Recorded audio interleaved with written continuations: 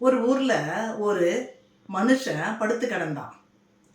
அந்த மனுஷன் படுத்திருக்கிறத பார்த்து 4 பேருக்கு ஹெல்ப் பண்ணணுன்ற எண்ணம் வந்துச்சுங்க.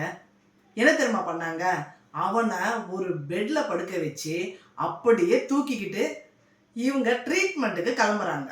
எங்க போறாங்கன்னு பார்த்தா, இயேசு கிறிஸ்து ஒரு வீட்டில் இருக்கிறாருன்னு தெரிஞ்சு அந்த வீட்டுக்கு போனாங்க. ஆனா ரொம்ப பரிதாபமான சூழ்நிலை. அந்த வீட்டுக்குள்ள அந்த 4 பேரால போகவே முடியல. கண்டிப்பா இந்த இன்சிடென்ட் உங்களுக்கு தெரியும். எபிரேயர் 12ஆம் அதிகாரம் 1வது வசனத்துல அடுத்த ஒரு வரி, விசுவாசத்தை துவக்குகிறவரும் விசுவாசத்தை முடிக்கிறவருமாகிய இயேசுவை நோக்கி. இந்த 4 பேரும் ஒரு திமிர்வாதக்காரனை கூட்டிக் கொண்டு இயேசு இருக்கிற இடத்துக்கு வீட்டிற்கு போகிறார்கள். வழி இல்ல, ஒரே ரஷ்ஷு. என்ன பண்ணாங்க தெரியுங்களா? பிரிச்சாங்க ஓட்ட, அப்படியே கட்டி அவரை கீழே இறக்குகிறார்கள். இவங்க பிரயாசத்தையும் இவங்க விசுவாசத்தையும் பார்த்த கர்த்தராகிய இயேசு கிறிஸ்து என்ன தெரியுமா பண்ணாரு?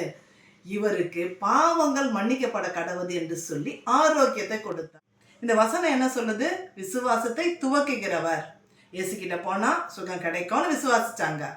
முடிக்கிறவர் இயேசு கிட்ட போய் அற்புதத்தை செஞ்சு சுகத்தை கொடுத்தார். முடிச்சு வச்சார்.